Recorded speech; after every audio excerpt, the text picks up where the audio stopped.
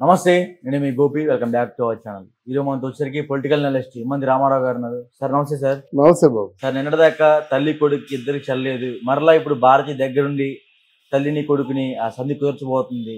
అది ఎవరు ఇప్పుడు మనకు బయట అందరికీ ఊహించే ఉంటుంది ఈ పాటికల్లా. సో జగన్మోహన్ రెడ్డి గారు అదేవిధంగా విజయమ్మ గారు ఇద్దరు కలవాలి అనే ఒక ధ్యేయంతో సంధి కుదర్చబోతున్న ఆ భారతమ్మ అని కొన్ని వార్తలు వస్తున్నాయి. సో దీనిలో నిజమంత?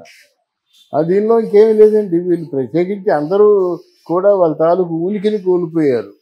ఫస్ట్ ఆఫ్ ఆల్ ఇప్పుడు అవినాష్ రెడ్డి హత్యతో భారతిరెడ్డికి ఎంతవరకు చెడ్డ పేరు లేదు కదా. భారతిరెడ్డి కూడా జైలుకి వెళ్తుంది అనేటువంటి ఆలోచనలో ప్రజలు ఉన్నారు. ఆవిడ ఏం వేలగిస్తారు చెప్పండి. ఇక్కడ విజయమ్మ ఏదో కొంచెం సపోర్టివ్గా ఉంటుంది అనుకుంది. ఎంతవరకు సపోర్టివ్గా ఉంది జగన్మోహన్ రెడ్డికి? ఇటు కూతురికి చెప్పలేక అటు కొడుక్కి చెప్పలేక అమెరికా వెళ్ళిపోయింది. తర్వాత ఒక రోజు ముందు వచ్చేసి మీరు షర్మిలకే ఓటేయమని చెప్పింది. ఇలా ఉన్న మనసులో ఏదో అంటే భావన పెట్టుకొని ఎలా కలిసి ఉంటారో అన్నది ప్రజలకు అర్థం కాదు. రేపు విజయమ్మ జగన్ తరఫున ఉన్నంత మాత్రంలో ఒరిగిపోయేది ఏమీ లేదు. ఒరిగిపోయేది ఏమీ లేదు. అంటే ఒకప్పుడు రాజశేఖర రెడ్డి గారు చనిపోయిన తర్వాత అది కూడా అకాల మరణం కనుక ఆ రాజశేఖర రెడ్డి భార్యగా తను నోరిప్పినట్టుకి చప్పట్లు కొట్టారు. అది వేరు. ఇప్పుడు మీ కుటుంబం తాలూకు పరువు అంతా బజార్లో పడింది. పరువు పీకి పందిరేస్తున్నారు అందరూ. ఇప్పుడు విజయమ్మ కలిస్తే ఎవరికి కావాలి, ఎవరు కలిస్తే ఎవరికి కావాలి? అయితే తాజాగా వచ్చిన వార్త ఏంటంటే మోదీ గారి తాలూకు అభయహస్తం ఒక 2 సంవత్సరాల పాటు ఇచ్చారు కనుక జగన్కు వచ్చే ఇబ్బంది ఏమి లేదు. అలాగని జగన్ చేసే పని కూడా ఏమి లేదు. ఏం చేస్తాడు? వీళ్ళు ఇప్పుడు ఆ తెలుగుదేశం వారు కొంచెం ఏదో మేనమేషాలు లెక్క పెట్టబట్టి కానీ, లేకపోతే మొత్తం ఎవరెవరు అరుస్తారో అందరికి కూడా స్కాములు ఉన్నాయి, అందరి మీద కేసులు ఉన్నాయి. ఎంత చూసినా అనిల్ కుమార్ యాదవ్ దగ్గర నుంచి, రోజా దగ్గర నుంచి, అంబటి రాంబాబు పేరు నాని, కొడాలని, వల్లభనేని వంశీ పేరటం లేదులేండి. ఇంతే కదా గుడివాడ అమ్మనాడు. మొత్తం అందరు కలిస్తే 10 మంది లేరు. ఈ 10 మంది నోలు ముయించేస్తే ఎవరికైతే మాట్లాడిస్తాడు? అంత కుసంస్కారంగా మాట్లాడే వాళ్ళు ఎవరు లేరు. వీళ్ళేమ్మా బాగా ఎంపీ చేసుకున్నాడు అనమాట. ఎంపీ చేసుకొని వీళ్ళ చేత ఇంకా నోటికి వచ్చిన బండ బూతులు పలికించడం చేత ఏదో మన తెలుగుదేశం పార్టీకి, జనసేన పార్టీకి దారుణమైన అవమానం జరిగిపోద్ది. ఈ రెండు కూడా వీళ్ళు బూతుల్లో కొట్టుకుపోతాయి అనుకున్నాడు. ఆ బూతులే ఆయన ముంచేశాయి. ఇంకా బుద్ధి రాకట వీళ్ళ చేత బూతులు మాట్లాడిస్తున్నాడు. అర్థమైందా? మరి దీని తాలూకు పరిణామం ఎలా ఉంటుందంటే అందరికీ తెలుసు. అరే ఒక్కసారి మీరు చేసింది తప్పేను అన్నాడా? అరే ఒక్కసారి మీ ప్రజలకు దూరం అయ్యామని అన్నాడా? ఒకసారి మా పరిపాలనలో డెవలప్మెంట్ లేదు అన్నాడా? ఏమి లేకుండా అన్నీ ఇచ్చాం, మమ్మల్ని ఎందుకు ఓడించారంటే ఎలాగా? అంటే ఇది చెప్పింది ఏంటంటే ఈవీఎంలతో మమ్మల్ని మోసం చేశారని చెప్తున్నాడు. మరి 151 సీటు గెలుచుకొని మ్యాండేట్ తీసుకున్నప్పుడు ఇదే మాట నీకు వర్తిస్తుంది కదా. ఆ మాట మర్చిపోయి ఎందుకు మాట్లాడతారు? గనక ఇక్కడ జరిగింది ఏంటంటే జరగవలసినంత నష్టం ఆంధ్రప్రదేశ్కి జరిగిపోయింది. లక్షల కోట్లకి లెక్కలు లేవు. అయితే ఈ స్కామ్లంటికి లెక్కలు అప్పచెప్పాలంటే అప్పచెప్పలేడు. కోర్టుకి వెళ్తే ఎప్పుడు తేలుతుందో తెలియదు. ఇదంతా ఎలాగుందో చిక్కుముళ్ళు, పేటముళ్ళు మాట. విప్పడం జరగదు, తెగిపోవడం తప్ప విప్పడం జరగదు. 26 జిల్లాల్లో 26 కార్యాలయాలు పెట్టారు. దాన్ని నిగ్గు తేల్చగలరా వీళ్ళు? తేల్చొచ్చు కదా. జగన్ మీద కుంభకోణం ఉంది, కొన్ని వేల కోట్లు, లక్షల కోట్లు. నిగ్గు తేల్చగలరా? సిబిసిఐడి తేల్చింది 43,000 కోట్లకి చెప్పి కన్ఫర్మ్డ్.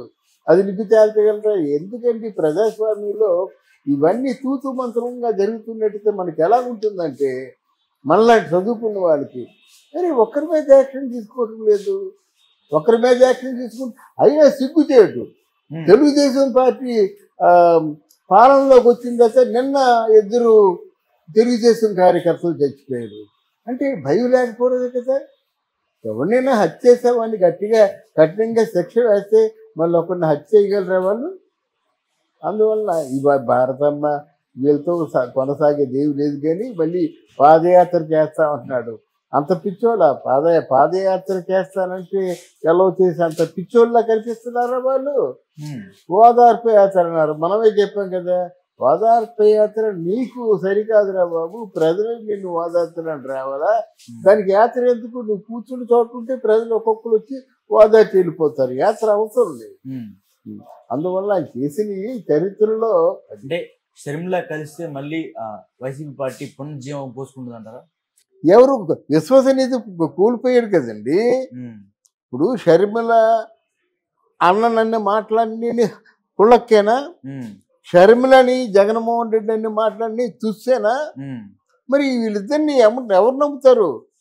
బాగా తిట్టుకున్నారు, గోడకేసి కొట్టుకున్నామని చెప్పారు. ఇంకేదో పర్సనల్ క్యారెక్టర్ అసాసినేషన్ ఇవన్నీ జరిగాయి. ఈ లెవెల్లో నమ్ముతానంటున్నా నేను. నమ్మరు కదా. ఇంకేదైనా అటాచ్మెంట్ ఉంటే నమ్ముతారు, కానీ వీళ్ళిద్దరిని విజయమ్మని ఎవరు నమ్ముతారండి? అయిపోయింది. రాజశేఖర రెడ్డి పేరు చెప్తే ఇప్పుడు ఎవరు వినరు. జనరేషన్ మారిపోతుందండి. ఆయన పేరుతో మంచి పనులు చేయలేదు కదా.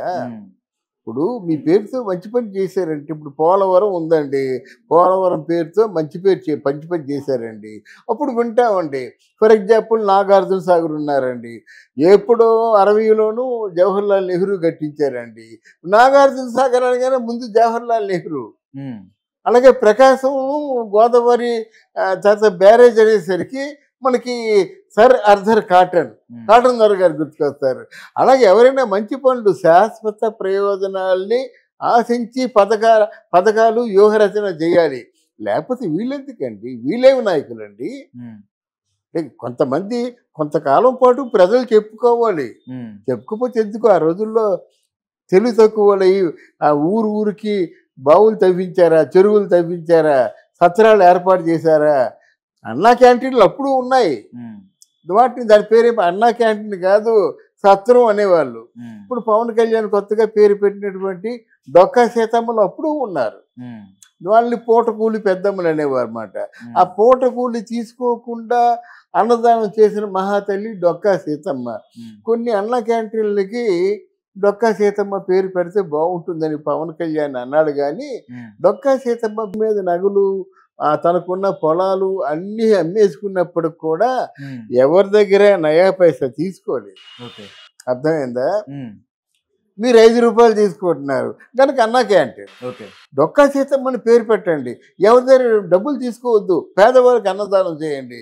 అన్నదానం చేయలేరా? మీరు ఒక్కరే చేస్తున్నారా? మీతో కలిసి హరే రామ హరే కృష్ణ తాలూకు యూనిట్ కలుస్తుంది కదా, మీకు తెలుసా? ఈ అన్నదానంలోనూ హరే రామ హరే కృష్ణ ఈ ఫండింగ్ ఉంది చాలా వరకు. అది చేయడానికి ఓపిక లేక చాలామంది ఇంత ఇబ్బంది పెట్టారు, కానీ ఎన్టీ రామారావు తెలుగుదేశం పార్టీ వాళ్ళు చేసే పని నేనెందుకు చేస్తాను అని చేయలేదు. కానీ చాలా ఏదైనా పథకాలకి ఇప్పుడు మా తిరుమల తిరుపతి వెంకటేశ్వర స్వామికి ఎంత ఫండింగ్ వస్తుందండి? మీరు ఏదైనా చేయండి, ఫండింగ్ బ్రహ్మాండంగా వస్తుంది.